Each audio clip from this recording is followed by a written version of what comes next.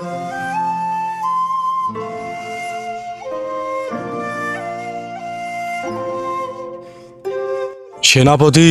সালামের ঘর থেকে কি খাজানা এনেছো? জি মালিক, সব স্বর্ণ মুদ্রা এনেছি। ভালো, রাজকোষে গিয়ে রেখে দাও। জি মালিক। সে তখন রাজকোষে গিয়ে সব স্বর্ণমুদ্রা রেখে দিল, কিন্তু এই রাজার ছিল প্রচুর লোভ। এই জন্য সে রাজপুর গ্রামের সব বাড়ি বিক্রি করতে লাগলো। গ্রামের মানুষ তার কর্মকাণ্ড দেখে এই গ্রাম ছেড়ে চলে যেতে লাগলো। কিন্তু ওই গ্রামে ছিল এক চালাক ছেলে। সে রাজার কর্মকাণ্ড দেখে সে বলল, না, আর তো পারা যায় না, আমাকে কিছু একটা করতে হবে। এ বলে ও যা করলো তা সবাই দেখতে থাকো। আইডিয়া, এই বুদ্ধিতেই রাজাকে শায়েস্তা করতে হবে।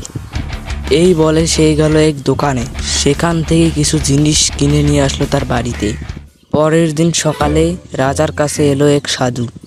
সাধু এসেই বুঝতে পারল রাজা অনেক লোভী, তাই সাধু রাজার কাছে গিয়ে বলল, বাবা, এদিকে এসো তো। তোমার কি অনেক ধন সম্পদ লাগবে? সাধু যখনই এই কথা বলল, রাজার খুশির কোনো ঠিকানা নেই। বাবা, বাবা, রাজা। জি বাবা। কি ভাবতেছো? কিছু না বাবা, আপনি যে বললেন যে আমাকে ধন সম্পদ লাগবে কি না, আমাকে ধন সম্পদ লাগবে, কিভাবে পাবো বাবা? এর জন্য তোকে কিছু করতে হবে না। এই গ্রামে সবাইকে তোর স্বর্ণমুদ্রা দিতে হবে, যেন তোর কাছে কোনো স্বর্ণমুদ্রা না থাকে। বাবা, এতে তো আমি পাবো না, হারাবো। আরে ছেলে, এই সব কিছু করার পর বনের শেষে একটি সিংহকে পাবি।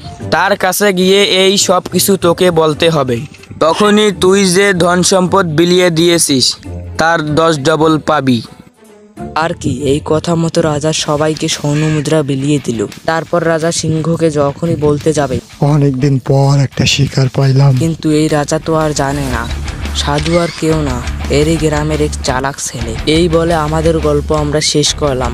যদি আমাদের গল্প তোমাদেরকে ভালো লেগে থাকে তাহলে লাইক করো আর সাবস্ক্রাইব করে পাশে থাকো। আর যদি তোমাদের মধ্যে এরকম গল্প আমাদের ভিডিওর মাধ্যমে তুলে ধরতে চাও তাহলে আমাদের ফেসবুক পেজে গিয়ে পাঠাতে পারো। এর ফলে পরের ভিডিওতে তোমাদের নাম আমাদের ভিডিওতে তুলে ধরা হবে আর গল্পটি যেন 5 মিনিটের উপরে হয়। ভালো থাকবেন, সুস্থ থাকবেন, আল্লাহ হাফেজ।